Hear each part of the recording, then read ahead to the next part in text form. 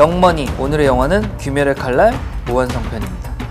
극장판 귀멸의 칼날 무한성편은 탄지로와 귀설대가 혈기 우두머리 키부츠지 무잔을 물리치기 위해 마지막 싸움에 나서면서 벌어지는 이야기를 그립니다. 총감독이 콘도 히카루고 뭐 감독이 소토자키 하루 이렇게 들어도 잘 모르잖아요 우리가. 네네. 그래서 이걸 제작한 요포터블이 좀 유명해서 요포터블을 뒤져보니 제 개인적으로 요포터블이 만든 게 되게 퀄리티 좋다고 생각했는데 이유가 있더라고요. 하청을 안 준대요 원화를. 그래서 제작부터 거의 끝까지 하는 사람 다 할 수 있게 수직 계열화를 해가지고 되게 그런 부분에 잘 돼 있고 그 퀄리티에 되게 목숨을 건대요. 약간 제작 비용을 좀 아끼지 않는다? 이거 1기가 TV용 애니메이션인데 보통 4,000셀인가? 뭐 이런 식으로 단위가 있는데 네. 그 한 3, 4배를 썼더라고요. 한 번 만드는데. 그래서 이게 역시 자본 지배업체 있고 외주보다는 수직 계열화 돼 있는 상태에서 좀 퀄리티를 올리는데 집중을 해야 이게 퀄리티가 확실히 그쵸. 올라간다? 저는 그래서 이거 얼마를 썼을까 궁금해서 아무리 찾아봐도 안 나오더라고요. 왜 그런지 모르겠어요. 일본 영화들 특징인지 모르겠는데 제작비가 아예 공개가 안 돼 있더라고요. 일본 사이트도 뒤져보고 막 이렇게 했는데 추정치는 한 뭐 600억 뭐 이렇게 나오는데 말 그대로 추정치여가지고 찾아보다 놀랐던 거는 약간 비슷한 맥락인데 무한성 연출을 해가지고 이제 그거를 렌더링을 시키려면 한 뭐 3년 6개월 정도 원래 걸리는 거였는데 장비 시스템을 투자를 해갖고 바꿔서 만들었다 뭐 이런 내용들도 있더라고요. 무한성을 표현하는 부분은 확실히 탁월하다? 이게 정말 무한히 커지고 엄청나게 큰 공간에 들어왔다는 거는 그 원작 만화에서 그렇게까지는 안 보이거든요. 근데 애니메이션에서는 엄청 티가 많이 난다? 공들이. 네. 그래서 보니 누적 관객은 벌써 230만 명? 네. 사전 예매가 80만 명인가? 많이 그러니까 보더라고요. 사전 예매가 거의 90만 90만 명이었습니다. 명. 네. 저는 조조를 봤는데 극장에서 네. 연령대가 되게 다양해서 좀 놀랐어요. 시사 얘기 잠깐 드리면 네. 그때 이제 IMAX 시사 했거든요. CGV 용산 IMAX가 한 700석 돼요. 근데 거기가 꽉 찼습니다. 왜냐면 그게 IMAX 시사를 해도 꽉 안 차는 경우가 거의 대다수거든요. 꽉 찼을 때가 오펜하이머 할 때. 오펜하이머 할 때도 근데 조금 비어 있긴 했어요. 조금. 근데 이번 거는 정말 완전 다 꽉 차서 봤었고 탄지로의 그 두루마기 같은 거죠. 네, 그거를 도포 같은 거를 한 사람들이 있었어요? 입고 온 사람들도 있고 굉장히 진짜 인기가 많은 작품이구나라는 걸 시사 때 진짜 많이 느꼈죠. 예. 그렇게 꽉 찼던 거는 그 몇 년 사이 없었던 것 같아요. 예. 그 옷이 사실 만나니까 자연스럽지 일상에서 볼 수 없는 패턴들이잖아요. 다 약간 돗자리 같은 것들이 색깔이잖아요. 디자인이. 그래서 되게 이색적이다 진짜 이게 인기 많구나. 근데 사실 평론가 평 찾아보려는데 별로 제 마음에 드는 평은 없어서 오히려 그냥 네티즌이 한 것 중에 극장이 존재해야 되는 이유가 이 영화 같은 스타일이다. 극장에서 봐야 된다. 뭐 이거는 좀 공감했어요. 제가 무한열차도 봤는데 무한열차는 막 퀄리 엄청 높은 거 대비 극장이 큰 화면이어야지만 느낄 수 있다 이런 부분 조금 약한데 오히려 무한성은 좀 그거 되게 강하다? 그러니까 이게 좀 오해하는 분들이 있던데 이거는 귀멸의 칼날 시리즈는 극장판이 딱 2개밖에 없잖아요. 사실은 사람들이 일부 잘 모르고 하시는 분들은 그냥 그 TV 애니메이션 시리즈를 짜깁기 해놓은 거다라고 생각을 하시는데 그거는 아니죠. 극장판 하나 만든 거고 이어져 나온 거니까 그건 전혀 아니라는 걸 아셔야 돼요. 소감 이제 한 번씩 해보는데 순서는 저 개인적으로는 제일 처음 PD님한테 듣고 싶다. 왜냐면 PD님이 원작을 저희보다 적게 보고 했으니까 이 TV 시리즈 1기를 코로나쯤인데 조금 늦게 봤어요. 남들 많이 볼 때보다 좀 늦게 보고 약간 너무 재밌는 거예요. 특히 막 그 전설의 19화라고 있는데 그 화를 보고 와, 너무 재밌다는데 2주 뒤에 그 무한열차 개봉을 했거든요. 그래서 그 감흥을 이어서 코로나 때 마스크 쓰고 저도 그때쯤 본 것 같아요. 저도 비슷하게 본 것 같아요. 저도 이어서 싹 봤거든요. 쓰고 저는 왕십리 IMAX에 진짜 제가 좋아하는 꿀자리 가서 딱 봤거든요. 그때 아카자가 막 도망갈 때 탄지로가 칼 던지면서 비겁하다 그래서 비난하는 장면이 너무 참신했어요. 주인공이 비난하는 케이스가 별로 없는데 악당은 대놓고 그걸 모르시고 보셨으니까. 일본 애니가 왜 유명한지 알았고 일단 그리고 왜 이게 팬이 왜 많은지 알았고 제 스타일의 애니가 아니거든요. 근데 그 2시간 반이잖아요. 보기 힘든 영상이었고 사운드랑 너무 잘 맞아가지고 그 제가 개봉날 4D로 봤는데 만석이었거든요. 네, 사람들이 제가 숨도 안 쉬고 보는 거 보고 저는 사실 일단 기본 소감은 딱 봤을 때는 약간 위화감이 있었어요. 다 보고 났을 때는.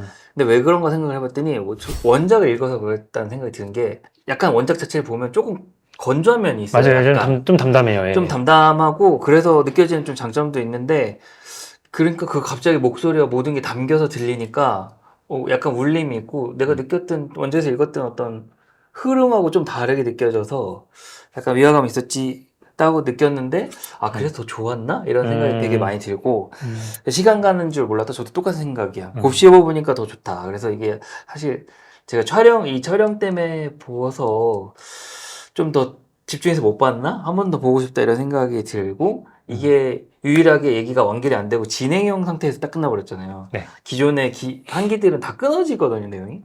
그래서 이야기 고프다. 빨리 이어서 보고 싶다. 그렇게 마무리하고 싶네요. 네. 저는 기사에 이렇게 썼어요. 그러니까 리뷰 기사를 쓰면서 지금 일본 애니메이션 연출의 정점이자 극한이다 이렇게 맞아요. 썼거든요.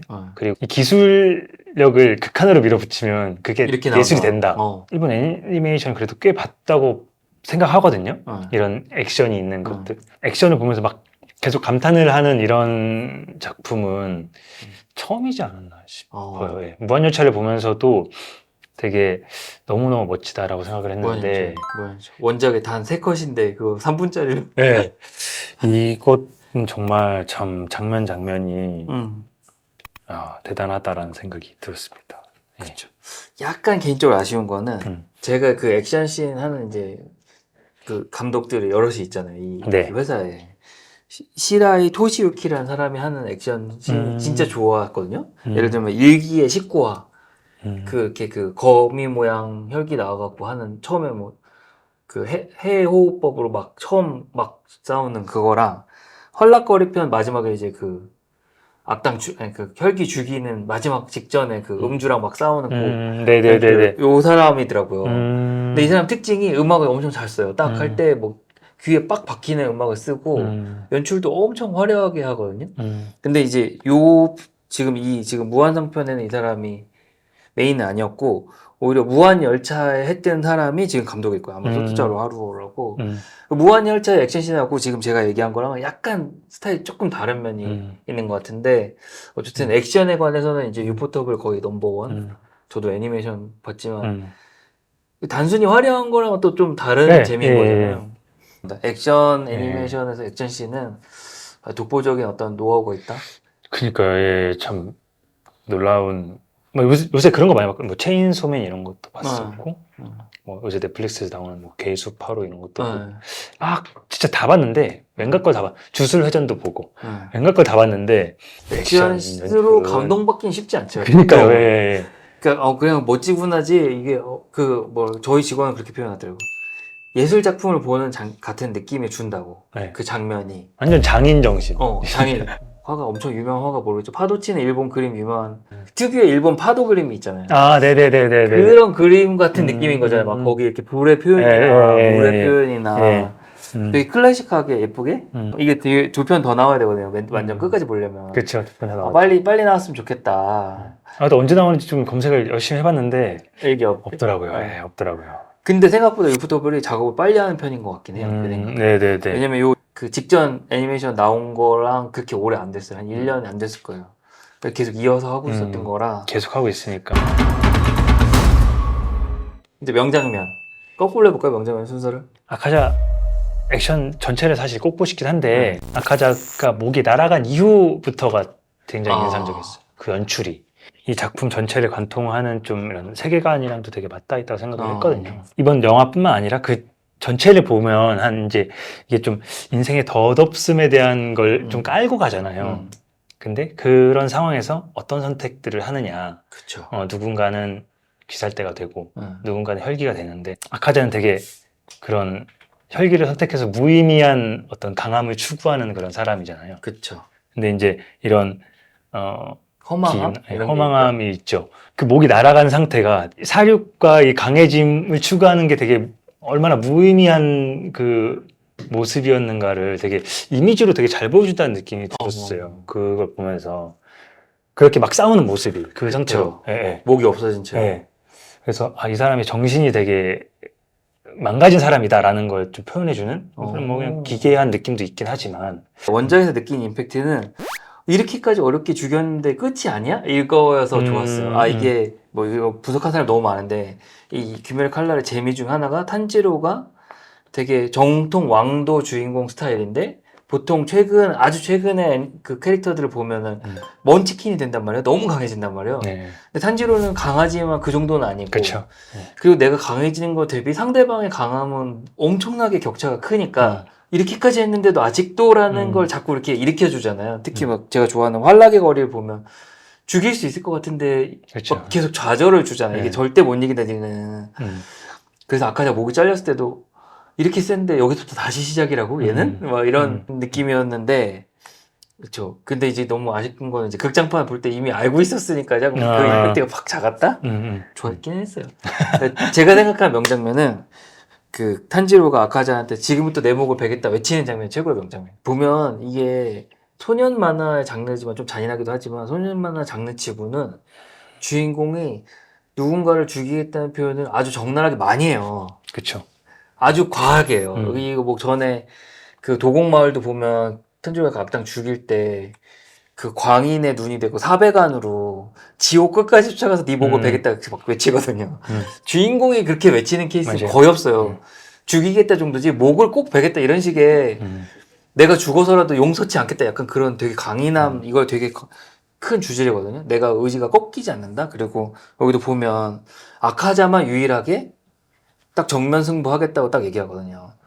자기 어떤 그 무한열차에서 트라우마를 극복하는 순간이어서 좋았어요. 그리고 기유가 막 당황하잖아. 왜 그렇게 하냐고. 그냥 배부랬어야지. 근데 딱 불러 세우고 깔끔하게 딱 목을 딱 자르고 아카자도 그 패배 마음을 굽히는 그게 제일 큰 원인이지 않았나. 대체적으로 혈기를 그냥 서사들 있잖아요. 회상신들이 다 그냥 다 괜찮았고 시노부 볼레오 보다가 이제 도우마랑 싸우고 나중에 흡수되는데 나비 핀이 뚝 떨어져요. 그러니까 첫 혈기 씬이어서 더 기억에 남은 것도 있고 너무 그 얄미웠어요. 그 혈기가 도마. 네. 근데 여기 나오는 혈기들은 다 못된 애들이에요. 기본적으로 이게 요즘 스타일 저는 이게 귀멸의 칼날 아주 좋았던 이유가 클래식해서 좋아요. 악당은 확실히 악당이에요. 무자는 전 단 한 번도 동정의 여지 없이 악당이거든요. 이 모든 스토리에서. 오히려 아카자만 유일하게 죽을 때 반성하지 다 못된 놈들이에요. 여기 보면. 근데 좀 특징이 전체적으로 애니메이션 전 이제 원작은 다 안 봤으니까 애니메이션 특징이 그거잖아요. 그 악인들의 그 과거사를 굉장히 길게 보여주잖아요. 보여주죠. 아카자도 마찬가지고. 근데 저는 그것도 되게 의미심장하다고 느끼는 게 이 사람이 그 작가가 기본적으로 인간에 대한 연민이 되게 큰 사람이라는 걸 느껴요. 그러니까 까딱 잘못하면 이런 선택도 하게 된다는 느낌을 인생에 되게 주거든요. 그쵸. 그러니까 누군가는 뭐 탄유는 가족을 다 잃었지만 기살대가 되고 아카자도 똑같이 가족을 다 잃는데 이 사람은 또 혈기가 된 거니까 이런 악인들한테도 그런 인간 삶의 어떤 그 허망함을 가지고 있는 그것에 대한 어떤 좀 연민이 굉장히 있어가지고 이런 그 과거사를 굉장히 길게 보여주지 않나. 그러니까 왠지 제가 이 얘기 왜 드리냐면 막 이제 온라인 반응 보면은 너무 길다 이 서사가 과거사가 그래서 이거는 좀 이 전체 스토리를 좀 이해를 해야 이게 왜 이렇게 나오는지 알 수 있지 않을까 싶어서 말씀을 한번 드려봤습니다. 근데 원작의 비판도 똑같은 멘트로 비판해요. 너무 길다고. 그러고 보니 이 3명 중에 저만 끝까지 모두가 어떻게 됐는지 다 알고 있네요. 저도 궁금해서 근데 저 다 찾아봤어요. 근데 개인적으로는 이번에 극장판 보고 느낀 건데 원작을 여기까지 보셨으면 여기 내용까지 마지막 보지 말라고 얘기 드리고 싶기도 해요. 실망해요? 실망은 아닌데 그런 거예요. 제가 왜 그렇게 얘기했냐면 감흥을 느끼는 강도가 있잖아요. 아까 제가 목 잘린 것도 만화책에서 봤을 때 어떤 그 쾅 느껴지는 감동하고 극장판에서 그걸 약간 다 못 느꼈다? 그게 좀 아쉬워서 극장판에 분명히 퀄리티가 엄청 좋게 나올 것 같거든요, 앞으로. 그러니까 약간 차라리 모르고 보는 것도 하나의 맛이 아닐까. 왜냐면 토시아는 안 틀려요. 지금 보면 이 지금 유포터블이 원작을 거의 똑같이 가고 있고 심지어 대사 멘트마저도 거의 똑같거든요. 물론 이제 애드온이 좀 잘 되고 있긴 한데 원작에서 느꼈던 게 약간 아쉬운 부분이 똑같이 따라가는 거예요. 근데 한편으로는 내용적으로는 뭐 제 개인적인 생각이지만 안전빵을 선택한 거죠. 원작을 최대한 똑같이 구현을 해서 불필요한 논쟁 없애겠다 이거거든요, 사실. 뭐 예를 들어 도미를 샀는데 치킨 프라이가 나오면 안 되잖아요. 그렇잖아요. 그 컨셉이니까. 아니 저는 모르겠어요. 그러니까 원작을 똑같이 따라가는 것 이상이라고 항상 생각을 했거든요. 이상인데 네. 그 뭐랄까 내용 연주를 주잖아요. 가끔 뭐 나쁜 말로 하고 홍대병 들어가서 막 원작은 그렇지만 나는 좀 더 이렇게 하고 싶어 이런 게 생기잖아요. 그런 유혹을 잘 컨트롤하고 있다. 예를 들면 제가 좋아하지만 라스트 오브 어스 심지어 똑같은 각본가인데 드라마는 자기 마음대로 조금 바꾸잖아요. 근데 원작의 감흥만큼의 가치가 있냐 그랬을 때 저는 아니었거든요. 그런 걸 선택한 게 아닌가. 어쨌든 여기 나온 악당들은 확실히 악당이고 그 기자님 얘기하신 게 딱 관통하는 게 환락의 거리에 탄지로가 딱 생각하는 장면이 있어요. 내가 여기서 까딱 잘못 선택하면 혈기가 됐을 거고 내 동생과 나는 여기서 나는 그렇지 않고 그 귀살대로 갔으니 얘도 그 악당도 남매가 나오거든요. 거기서 똑같다. 똑같이. 우리 거울과 같은 존재다. 이렇게 표현해주고 목을 자르죠. 절대 용서하지 않고. 절대 망설이지 않고 무조건 잘라놓고 그러고 보니 너도 불쌍한 측면이 있었지만 나쁜 놈이야. 딱 그 결론을 내주니까 선악에 대한 맞아요. 진단이 되게 강렬해서 좋았어요. 최근 막 나오는 미디어물들이 알고 보니 얘도 나쁜 놈은 아니었어. 근데 제 사회생활 해보면 느끼지만 알죠. 다 나쁘지 않죠. 다 이유가 있고 하지만 결국에 감정의 측면에서 봤을 때는 나쁜 놈이 있거든요. 그렇죠. 그거 용서하는 거와 감정을 느끼는 건 또 별개인데 미디어에서 자꾸 성인군자처럼 황해정수처럼 얘 말도 맞고 얘 말도 맞고를 하는 게 한때 유행이었는데 너무 옛날 방식 딱 돌아와주니까 후련한 거죠. 딱. 맞습니다. 옛날 애니메이션 보면 악당은 뭐 가차 기할 나위 없이 나쁜 놈들이거든요. 근데 걔들도 사연은 있긴 한데 뭐 구구절절이 없잖아요. 그냥 주인공 확 죽여버리잖아요. 원작자 대박 났잖아요.